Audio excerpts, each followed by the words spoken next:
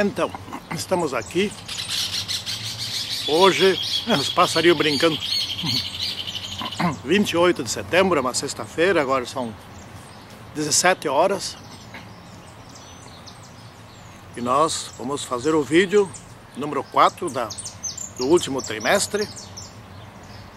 O título aqui é O Segredo para a Unidade. Que lição muito boa! O autor foi muito feliz, aprendi tanta coisa que eu vou expor aqui uns 10%, não vai dar tempo para tudo. Gente, que lição! Bom, mas eu poderia também apresentar essa recapitulação em poucas linhas, aliás, em poucas palavras, né? Vamos orar antes, né? Santíssimo poderoso Deus, ensina-nos qual é o segredo da unidade, mas não basta sabermos o segredo. Ensina-nos a praticar esse segredo. Em nome do Senhor Jesus Cristo. Amém. Muito bem. Mas afinal de contas, em bem poucas palavras, qual é o segredo da unidade? É ter um lar com Deus ali presente, é ter unidade no lar. Se forem só dois, então unidade entre esses dois. Quando vier o terceiro, unidade entre esses três. Quando vier o quarto, e assim vai. Se tiver amor no lar, vai ter unidade. Se não tiver amor, não vai ter unidade. E no lar onde não houver unidade, essas pessoas ali não contribuirão com unidade em outros lugares, nem na sociedade, nem na empresa, nem em qualquer outra organização, e muito menos na igreja. Podem, talvez, não gerar problemas de dissensão, de problemas de conflitos, etc. Mas também não contribuirão e facilmente poderão atrapalhar a unidade aonde estiverem inseridos. Em síntese, poderíamos concluir a lição por aqui, não é? Esse é o segredo para a unidade. Mas nós temos muita coisa aqui para resolvermos. Olhem só, escutem só o verso. Deus nos revelou o mistério da sua vontade, de acordo com o seu bom propósito que Ele estabeleceu em Cristo. Isto é, de fazer convergir em Cristo todas as coisas, celestiais ou terrenas, na dispensação da plenitude dos tempos. Efésios, versículo 1, 9 e 10. O que se está vendo nesse versículo, nesses dois versículos?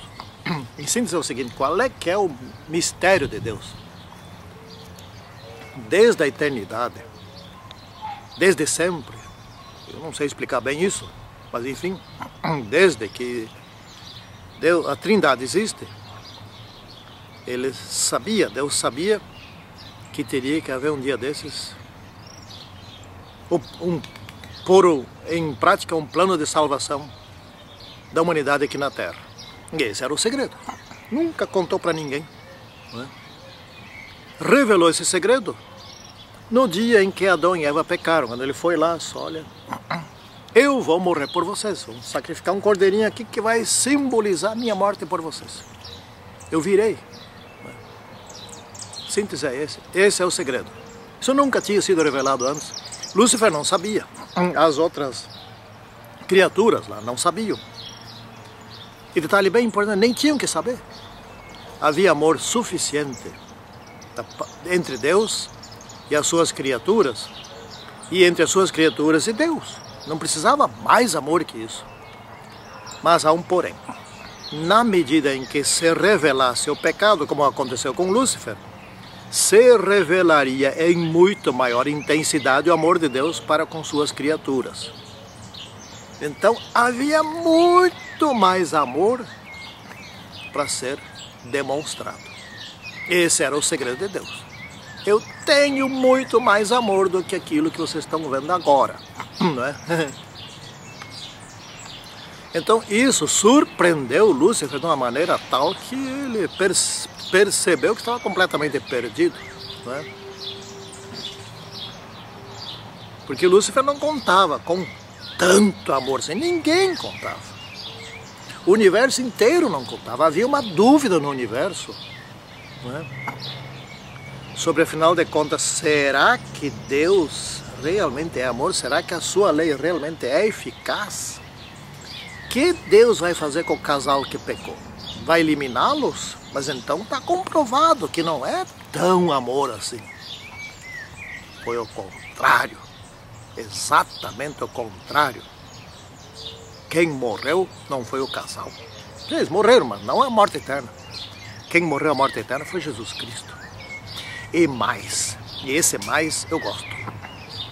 Ele ressuscitou da morte eterna, da qual ninguém ressuscita.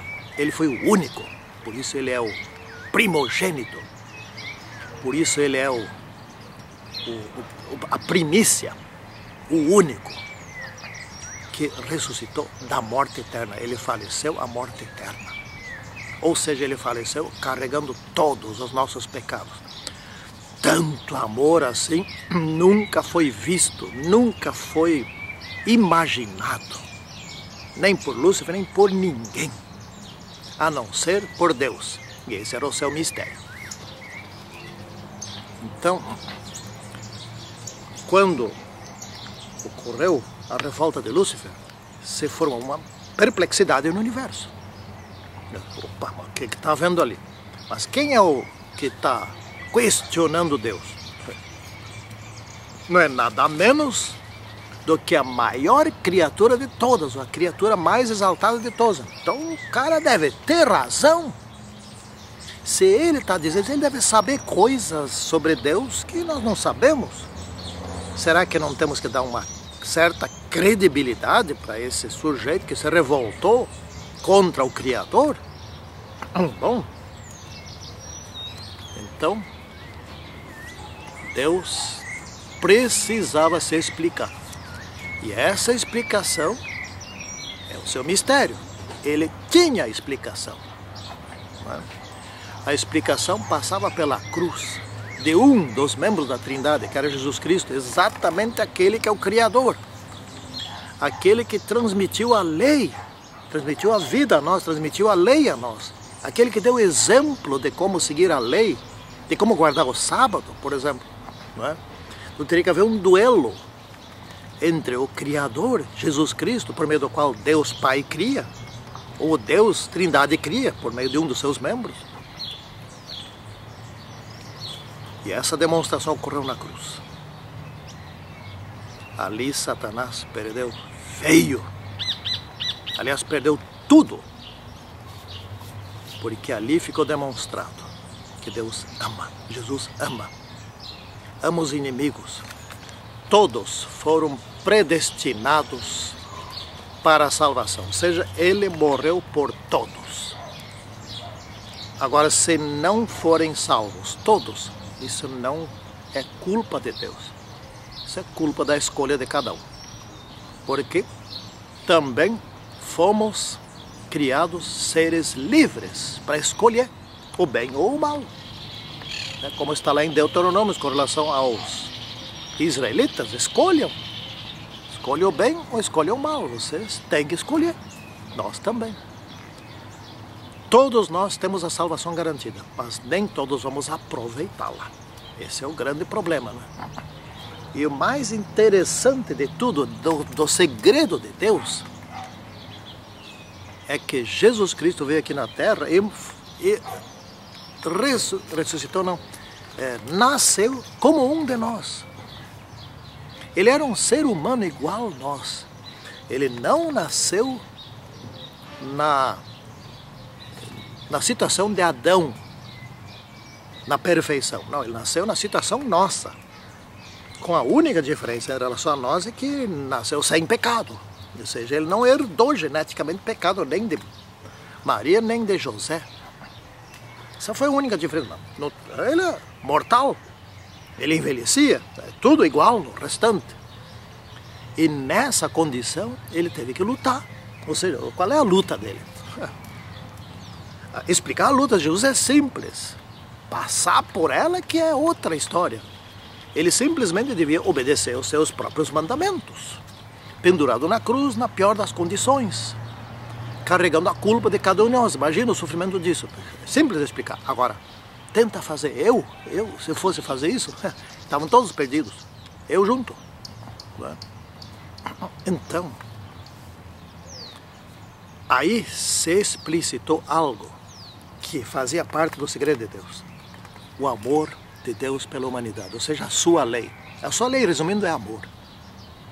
E ali se provou, Deus é amor. Né? E o amor une. Por que a Trindade é unida? Porque se amam. Assim nós também devemos ser unidos entre nós na igreja, coisa que hoje falta muito.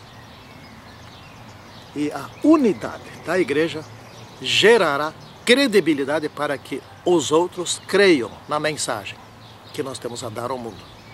Se nós resolvêssemos dar uma mensagem de enriquecimento, só leia a Bíblia, você vai enriquecer, ou qualquer coisa assim, isso todo mundo ia aceitar.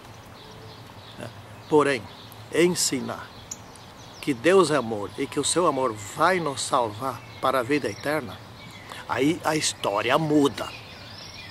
Quem é que está interessado em salvação? A não ser que quem prega isso demonstre tamanha unidade na igreja, na sua igreja, que isso sirva de ancoragem para que aquilo que for dito tenha realmente fundamento, realmente eles vivem assim, aquilo que eles falam, né? Eles vivem assim, a comunhão deles é fantástica. Então Jesus veio aqui para derrubar tal da parede. Isso aqui está na parte segunda-feira, mas que parede agora é essa? Essa parede é simples. Havia em redor do templo de Salomão, antes da cabana, não é, da tenda, havia um muro. Deus derrubou esse muro. Ou seja, esse muro impedia que os gentios entrassem lá. Mas por quê? Porque o sacerdote era um ser humano. E era para os israelitas servirem de exemplo ao mundo inteiro. Não, eles se fecharam dentro do templo, como se pode dizer. Né? Esse muro era, realmente, ninguém podia entrar, a não ser os circuncidados. Podia entrar lá dentro do pátio do templo. Então ninguém podia. Então havia uma separação. Havia um muro de separação. Jesus, no momento em que morreu, derrubou esse muro. Mas o que? Derrubou todo o sistema cerimonial. Eles continuaram seguindo lá. Derrubou esse sistema cerimonial. Derrubou a questão da circuncisão na carne. Agora a circuncisão deve ser no coração, ou seja, na mente. Você tem que se arrepender com a mente. Né? Você tem que ser salvo pela mente. A mente do Espírito Santo, a mente de Deus, transformando a nossa mente. O resto vem junto. É a mente que é a sede do conhecimento, é a sede das decisões que nós tomamos. Então aí, você circuncidado na mente, você pode chegar a Jesus. Ou seja, chegar ao sumo sacerdote, que agora não é mais um ser humano. Você chega direto ao sumo sacerdote por meio de uma simples oração. Que é simples porque é fácil, mas não é simples porque é uma coisa banal. A oração é algo que faz tremer o inimigo. Não é? Se você está em oração, o inimigo, Satanás, ele teme pelo que está acontecendo. Não é? Está orando, está ligado com o Criador, com o Salvador. Não é? Ah, não. Isso ele teme. Né? Então, a circuncisão caiu, a circuncisão da carne caiu, mas a circuncisão que é da mente, é do coração, da mente, o conhecimento de Deus, que ainda nós vamos estudar, nós já estudamos até, ter o conhecimento de Deus, tomar decisões fundamentadas em um conhecimento verdadeiro. Né? Bom, aqui na parte de terça-feira nós temos aqui os 7 elementos que fundamentam a unidade. Quais são esses elementos? Um só corpo, ou seja, estamos unidos como se fôssemos, e mais adiante vamos estudar os membros do corpo, todos eles sincronizados, né? Um só Espírito, não existe mais Espírito Santo, né? uma só esperança, não tem duas esperanças ou três esperanças, né? Só existe um plano da salvação.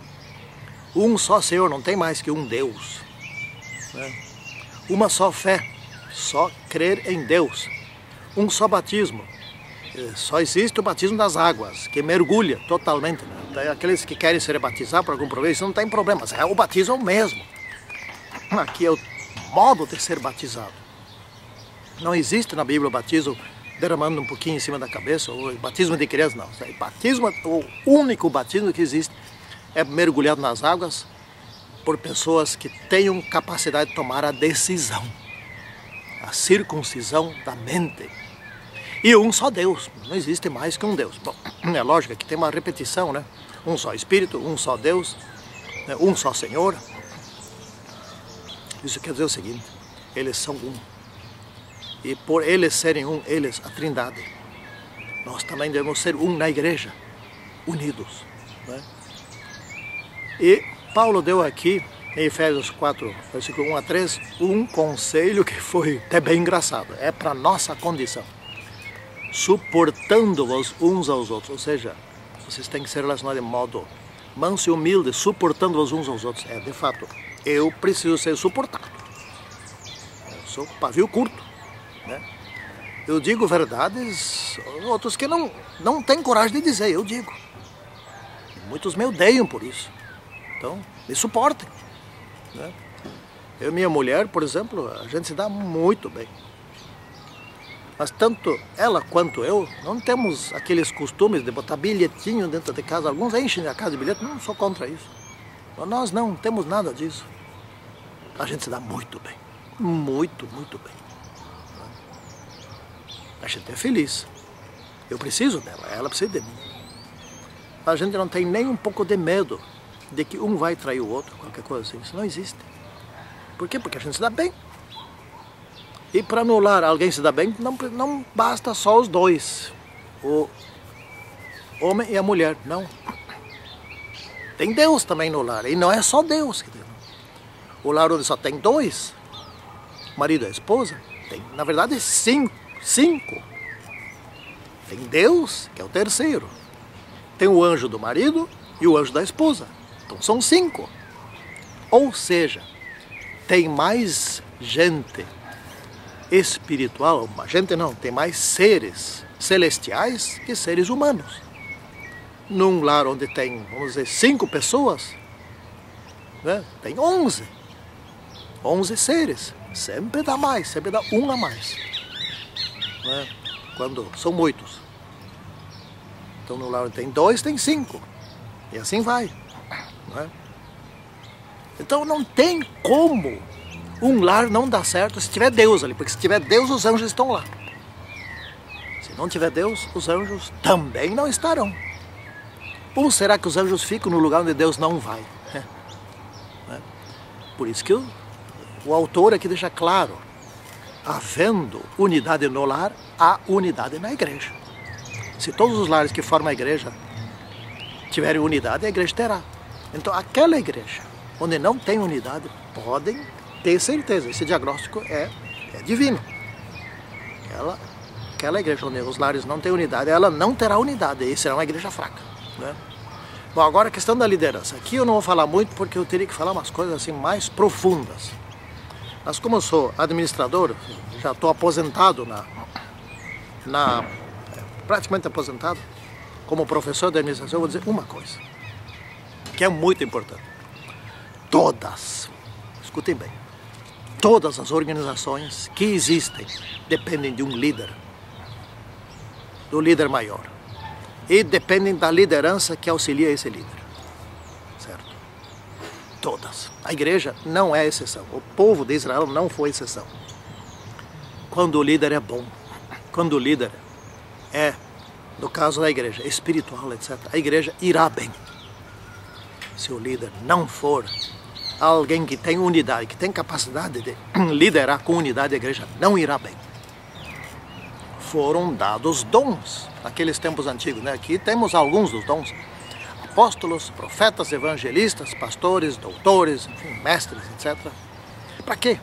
Para o aperfeiçoamento dos santos, para a edificação do corpo de Cristo, né? Por isso, hoje tem muito mais dons que esses. Naquela época também já tinha mais. Por exemplo, hoje tem o dom daqueles que cuidam do som da igreja. Eles têm que ter um ouvido para não colocar o som muito alto.